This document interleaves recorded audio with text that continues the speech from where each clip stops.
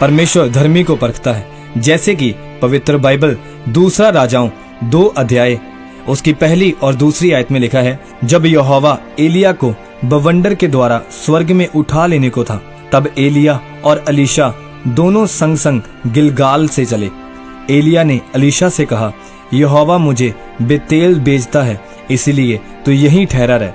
अलीशा ने कहा, यहोवा के और तेरे जीवन की शपथ, मैं तुझे नहीं छोड़ने का। इसीलिए वह बेतेल को चले गए। मेरे प्रियो, अगर आप परमेश्वर की ओर से बुलाए गए हैं तो परमेश्वर आपको परखेंगे। जो दर्शन परमेश्वर ने आपको दिया है, सबसे पहले उस दर्शन की रक्षा करें। जब परमेश्वर ने अब्राहम को कहा, मैं तुझे संतान दूंगा, तो परमेश्वर ने कितने समय तक अब्राहम को परखा। देखता हूं कि अब इसके मन में क्या आता है। और वह समय आया कि जब अब्राहम को लगने लगा कि वह दर्शन मेरे जीवन में पूरा नहीं होगा, लेकिन तब भी वह परमेश्वर की आराधना कर रहा था, तब भी वह प्रार्थना कर रहा था। और एक दिन आया जब परमेश्वर ने उस दर्शन को पूरा किया और उसको एक बेटा दिया। मेरे प्रियो, अगर आप एक विश्वासी हैं तो परमेश्वर ने आपको एक ईश्वरीय योजना के द्वारा बुलाया है।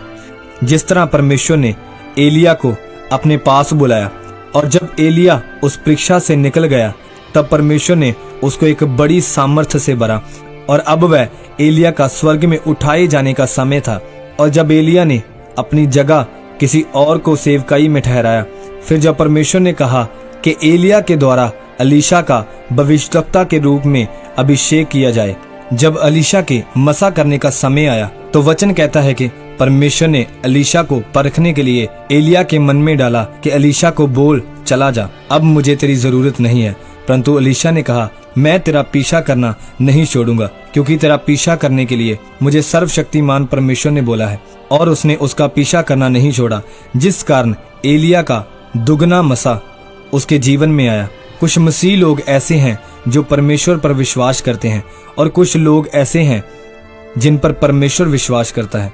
जिस तरह परमेश्वर अय्यूब पर विश्वास करते थे कि वह मेरा भय मानने वाला, बुराई से दूर रहने वाला और खराई से चलने वाला जन है, और उसके जैसा धरती पर कोई नहीं। आप भी उसके जैसा बन सकते हैं अगर आप परमेश्वर के साथ चलें और प्रार्थना का उत्तर ना आने पर भी उसके साथ वफादार रहें। मेरे प्रियो, जब आप प्रार्थना करते हैं तो आपको रोने की जरूरत नहीं है कि परमेश्वर मेरी मदद कर। अगर परमेश्वर का आत्मा आपके अंदर है तो आपकी सहायता होगी। वही आत्मा जो पतरस के अंदर था, पौलुस के अंदर था, वही आत्मा जिसने यीशु मसीह को जिलाया, अगर वो आत्मा आपके अंदर है, तब आपको रोना नहीं पड़ेगा। जब आप चलोगे तो जीत आपका हिस्सा होगी और आप सदा अब्राहम की तरह बढ़ते जाएंगे। आमीन। आइए इस प्रार्थना को मेरे साथ करें। सर्वशक्तिमान परमेश्वर, इस वचन के लिए मैं आपका धन्यवाद करता हूँ। परमेश्वर, मैं प्रार्थना करता हूँ, मुझे अपने अनुग्रह से परिपूर्ण कीजिए, ताकि मैं आपके आदेशों को पूरा कर सकूं। प्रभु यीशु मसीह के सामर्थ्य